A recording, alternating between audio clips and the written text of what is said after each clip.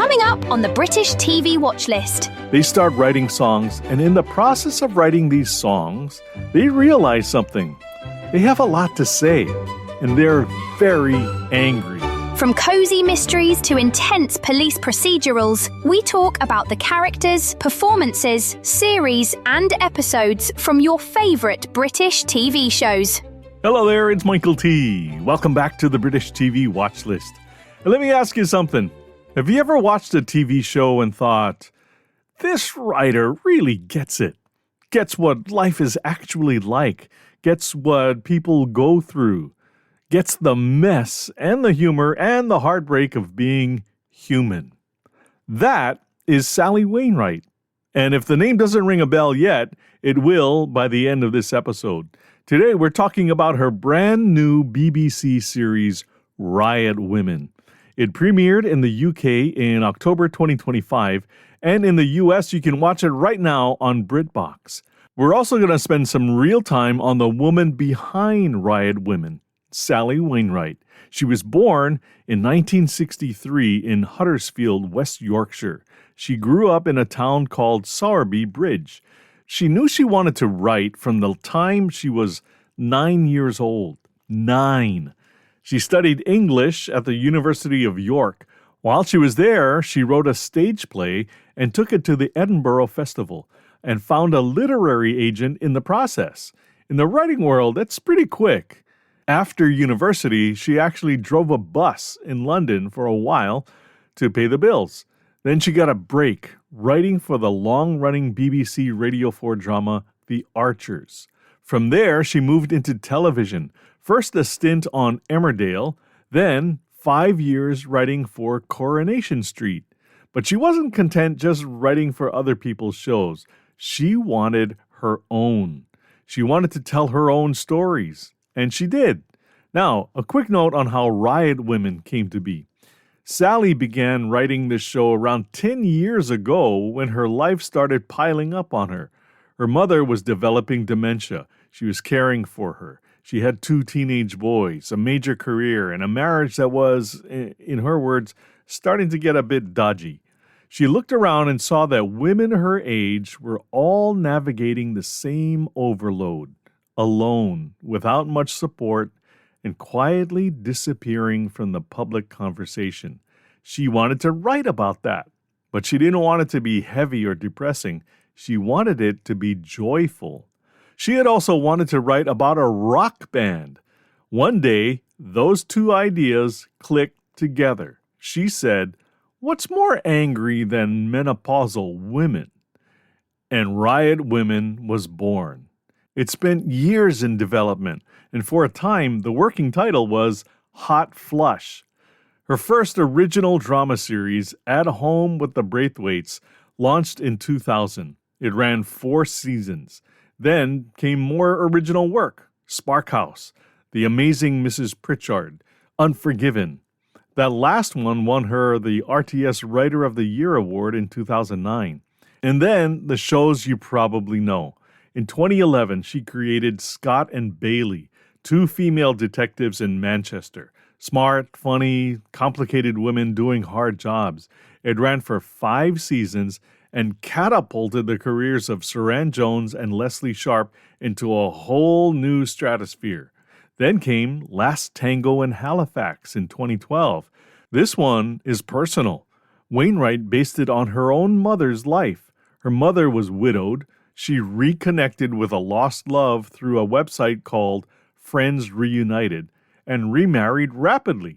Sally turned the real story into a tender, funny, deeply human drama about 2 people in their 70s finding love again. It won BAFTA Best Drama Series in 2013. Sally won BAFTA Best Writer, and it gave us Anne Reid and Derek Jacobi in one of the most charming screen partnerships you'll ever see. But then, Happy Valley. If you listen to this podcast and haven't seen Happy Valley, I'm asking you to stop everything and go watch it. 18 episodes, 3 seasons, Sarah Lancashire as Sergeant Catherine Kaywood, a Yorkshire cop holding her family and her community together by sheer force of will. It's one of the greatest television dramas ever made. No exaggeration. Happy Valley won BAFTA Best Drama Series in 2015 and again in 2017. Interesting production, though. Seasons 1 and 2 were in 2014 and 2016. But Season 3 of Happy Valley didn't happen until 2023, 7 years later.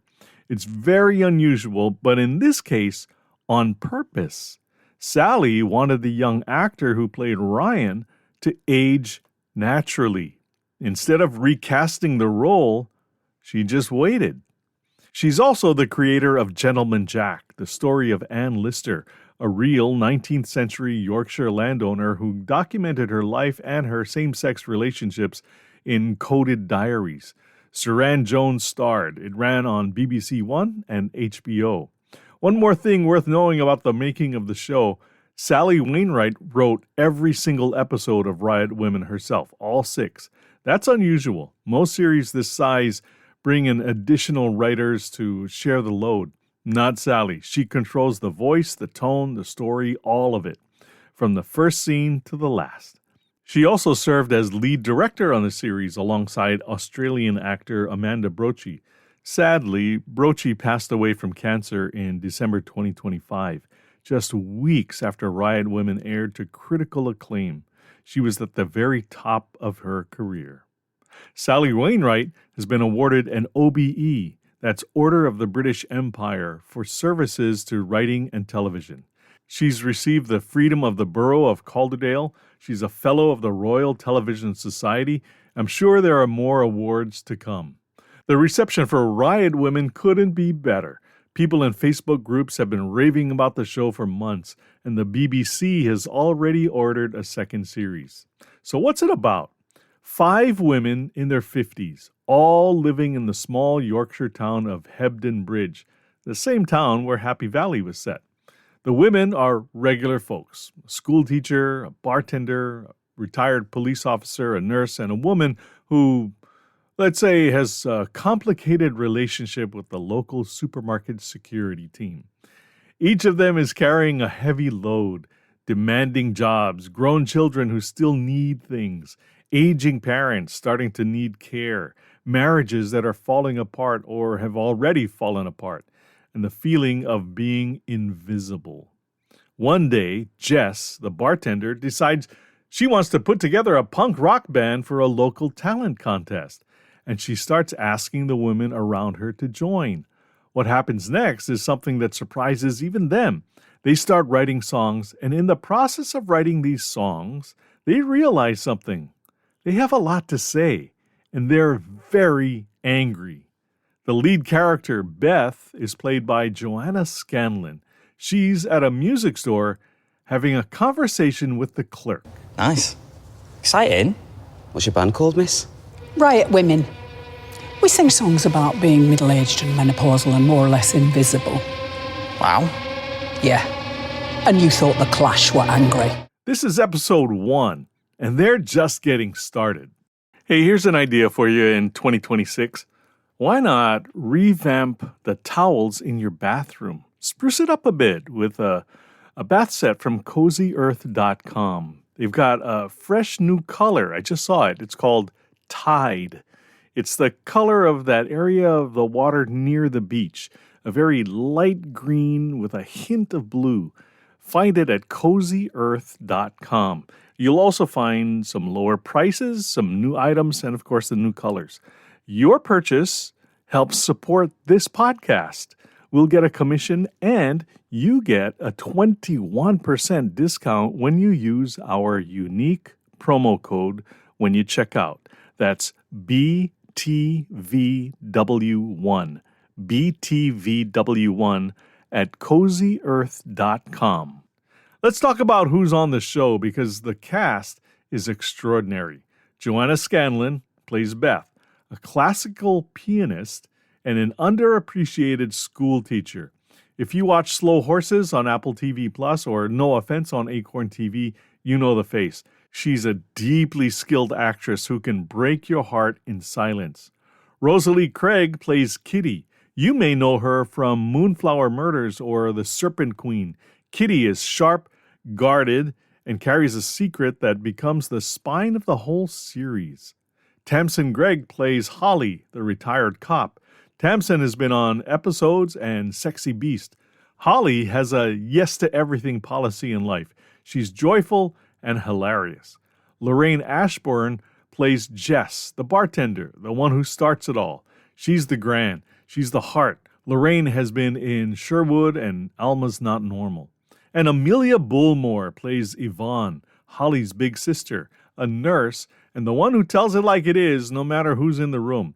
This is the fourth time Amelia has worked with Sally Wainwright. There's also Taj Otwal as Nisha, a younger police officer whose storyline is about workplace harassment and the impossible choices women face when they try to report it. And Anne Reid from Last Tango in Halifax. Here she plays Yvonne's mother, who is slipping into dementia. Now let's get into what the show is really about, because it's about more than a band. Menopause.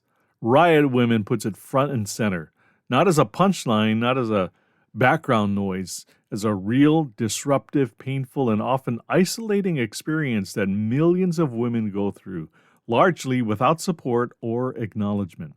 Wainwright herself said she wanted to write about menopause that wasn't moany, but was actually quite uplifting. And she does. The anger in the music isn't bitterness, it's clarity. The show touches on many of the life challenges that plague both men and women: suicide, workplace dynamics, dementia and caregiving, friendship, real friendship, and having a vision, a purpose, something that belongs to you. Here's what separates this show from everything else out there right now. Every single character has a full life, a history, a wound, things they haven't told anyone. Because he wasn't the worst husband in the world, not by any stretch of the imagination. But his favourite line in any argument was always, "You're just like your mother." Oh, God. Which I used to hear as an insult. And then when my mother got dementia, which I remembered all the 1,001 things I'd learned from her about life across that sea of years when I was growing up. That brilliant, articulate, kind, clever woman that was my mother. And I thought, yes, I am just like my mother. Thank you very much. Beth isn't just a teacher. She's a woman who nearly didn't survive. Kitty isn't just a troublemaker. There's a reason she's running. Jess isn't just the funny one. Yvonne isn't just the blunt one. Each of them carries something real, something that only gets revealed layer by layer. And what you see in episode 1 is just the surface. That's the genius. Sally Wainwright doesn't give you a character. She gives you a person. And as you spend time with them, you realize you've only been introduced. The real story is still coming. Most shows would be happy with one of these characters. Riot Women gives you several, plus the worlds around them. It's deep. It's thoughtful. Each character is so rich, it feels like every one could have her own spin-off show. The critical reception for Riot Women has been remarkable. It scored 92% on Rotten Tomatoes, 8.5 on IMDb. The Guardian called it one of Wainwright's best works. The BBC is already planning season 2. But beyond the reviews, this show matters because of who it's about and who it's for. Middle-aged women are not invisible. Their stories are not boring.